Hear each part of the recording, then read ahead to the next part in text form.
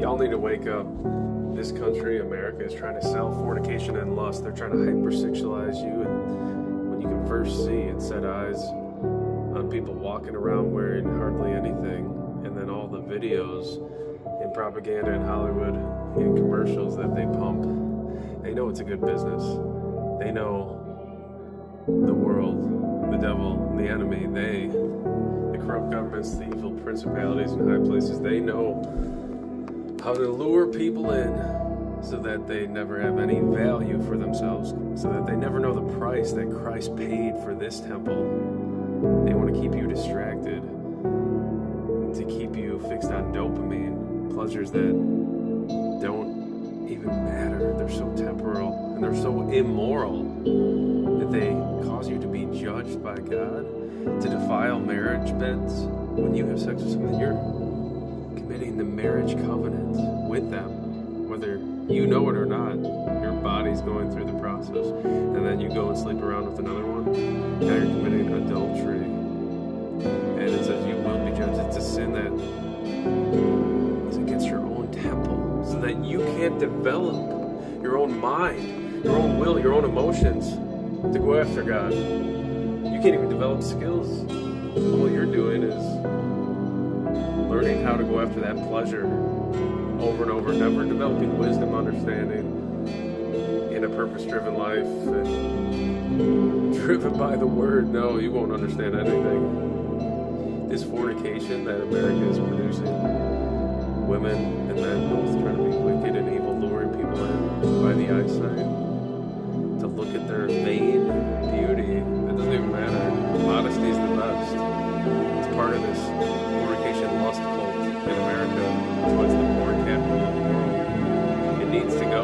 We got to burn it down, tear it out, lay the axe to the root, kick them out, beat them up. And if they're doing pedophilia, God's judgment will wipe them out through His hand or our hands, we the people.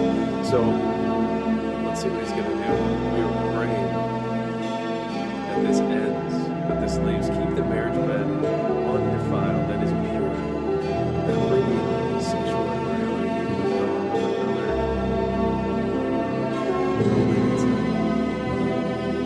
But man, that's not your husband. Into the bed. That is adultery. That's how you destroy the lives of your own family, your own friends. That's why this is such a big money scheme, because it causes divorce, and now people have to pay the world for their divorce court, their divorce lawyers, and their ways. They're giving now even more of themselves. That's the consequences of sin, which there's also many others. Sexually transmitted diseases, depression, suicide. You open a gateway for devils to come when you start doing this stuff. You become the trampling ground by all mankind and all wicked.